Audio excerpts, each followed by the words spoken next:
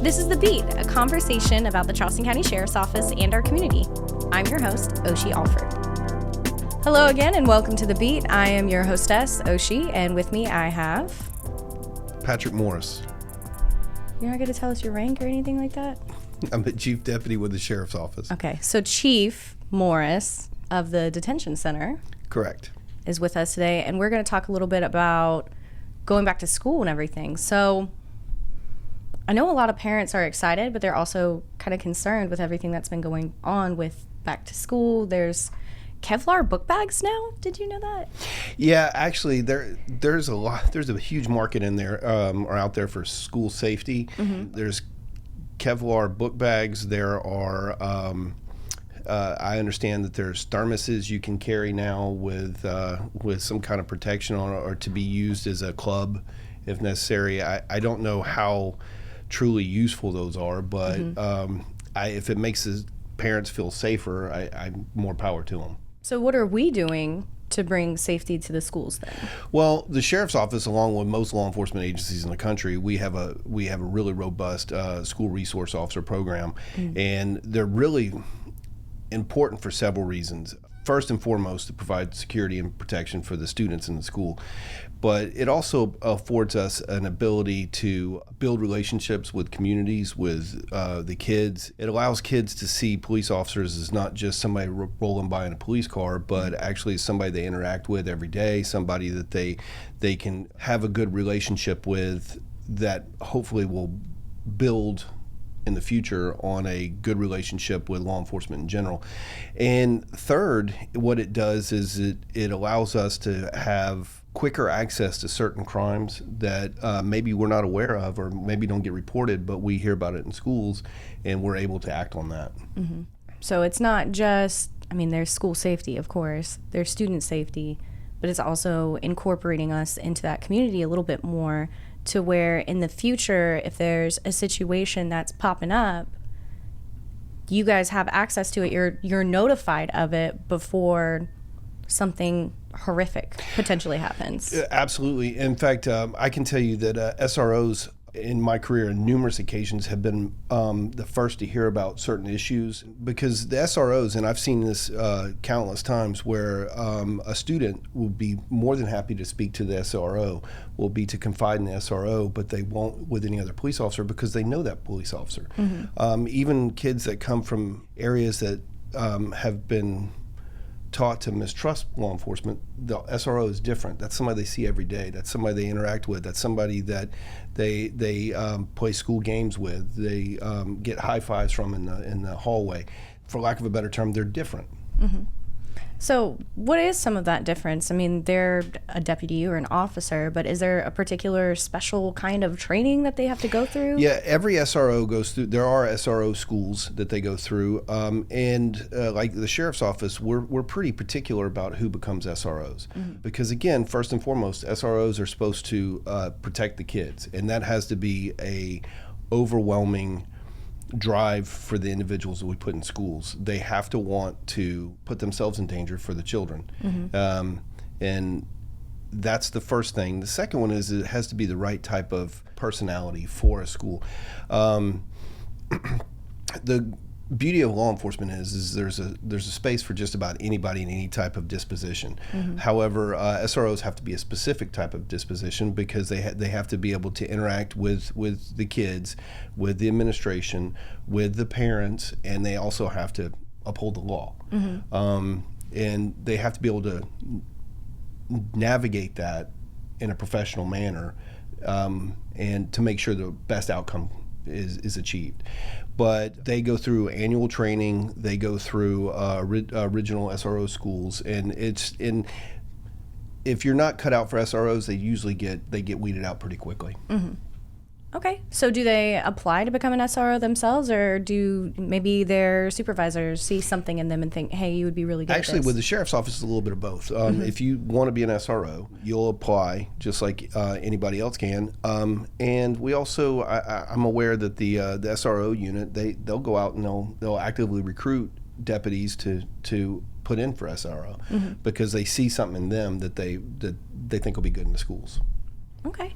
So in addition to their usual officer training, so they are a standard functioning deputy. If you pull them out of the school, they can still do the job, which we do in the summertime and stuff like that. They do other law enforcement functions. We have SROs that are SWAT members. We have SROs that are collateral Marine Patrol. We have SROs that are air observers. They have other law enforcement functions also, but but that primary job is being a school resource officer. So it's like one of those, a square is a rectangle, but a rectangle isn't a square. Correct. Yeah. So you can't, it doesn't, they're compatible, but they're not necessarily the exact same thing. Correct. Not every SRO, or every SRO is a deputy, but not every deputy is an SRO. Well, that's exciting. I know we've got some other stuff going on, particularly with scam calls. You said there were some more creative ones coming up? Yeah, we've been running into an issue where people like to call, this is particularly about the jail, they will call people who, family of individuals who have been incarcerated or recently incarcerated, saying that they're calling from the Charleston County Detention Center, telling them that they have to pay so much money to get their relative out of jail, and then once they do that, well, it's a scam. We don't call anyone, no one from the sheriff's office, and as far as I know, no law enforcement agency in the country will call and solicit money for a release of anything. We're not going to call you and tell you, if you pay us so much money over the phone, we're going to drop this warrant, or we're going to, not suspend your driver's license. Law enforcement does not solicit money over the phone. We only accept, any law enforcement office in the country is only going to accept cash, check, or credit in general, but we will never accept Bitcoin or any other type of alternate currency. It is cold hard cash for law enforcement or for the court system. It's just not something we do. So if somebody asks you to go to the grocery store and put money into the red dot, or the green dot, and ask to send them money, that's not a thing that we do. It is always best that if somebody calls you about a relative or something even involving yourself, that you physically go to that location, to that court, or to that law enforcement office and ask in person before you pay anything over the phone. That's just not something we do. But this is a new scam we've got going. We just had an individual not too long ago that paid a large sum of money to get their relative out of jail, and then it was probably 3 times what the person was actually in jail for, the bond for the person in jail. And when they showed up to get their person out of jail, they had already bonded out on a much lesser dollar amount, and it's sad. It's really important to know that law enforcement is not going to call and solicit money over the phone from you. And if you're not sure and it sounds reasonable, always double check. I know that the detention center will answer your phone calls. The sheriff's office will answer your phone calls. Correct. Call us first before you send money anywhere, just to be safe, because the odds are it's going to be no. It's definitely going to be no. It's definitely going to be no. It's not us. So we really are trying to push that, again, because it's a recurrent issue. It's been happening. It's been happening as long as I've been here. It's almost a daily occurrence now that we're getting phone calls that people are saying that they are that somebody called them to give money. And they're actually really clever, because they'll go on law enforcement websites and they will look at staff members or find names of staff members and use that name as who's calling. So if somebody was a little inquisitive, went online and to see, well, yeah, that person does actually work there. So it can be very sophisticated in what they're doing, but we are not going to ask for money over the phone. It's that simple. There you go. We're not going to ask you for money over the phone. Maybe another way, though. Yeah, you might have to still come in and pay if they really did get arrested, but you need to do it in person. Right. Okay. Simple enough. And so now that we're just rounding it out, we're talking about going back to school. Is there anything that you want to... Yeah, back to the school part. Let me just say that I know the first couple of weeks are always hectic. As a parent myself, I know that it can be very stressful. you making sure that you get all the things that's on the teacher's list, and to getting used to being in the car rider line, because it's always every year it's always going to be a new route in and out. There's going to be SROs, there's going to be other officers out there, there's going to be teachers in vests directing traffic.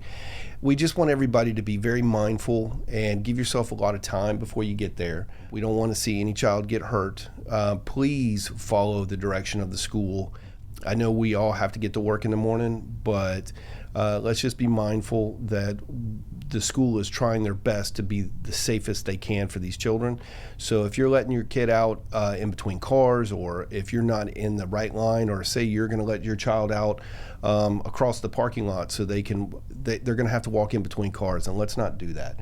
Let's give ourselves plenty of time and make sure that they get in there safely, and let's get to work. I know, I'd be remiss to our traffic unit if I didn't mention, we all know the traffic's going to get worse now. Everybody going back to school, traffic is going to be a lot more congested. There's going to be more accidents. Just give yourself plenty of time to get to work. Put on your patient pants. Well, thank you so much for coming in and talking a little bit more about the SROs and about some of the phone scams that we've been experiencing. Is there anything else you'd like to let the people of Charleston know? The sheriff's office is hiring. The sheriff's office is hiring.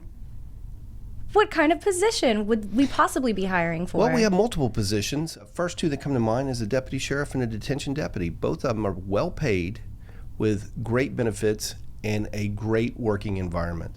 And it's not just a job, it's a career.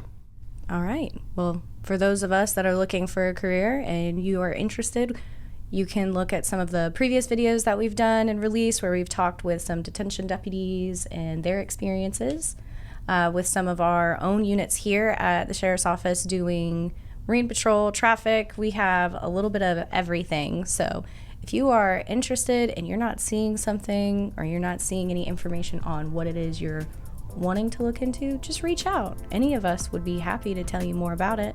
And if you are looking to apply, check out ccsojobs.com. All right. Thank you again for tuning into The Beat. Thank you for joining me. Thank you. I enjoyed it.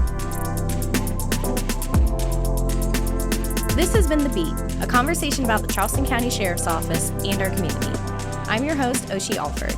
Look for future episodes by following the Charleston County Sheriff's Office on Facebook, YouTube, or wherever you get your podcasts.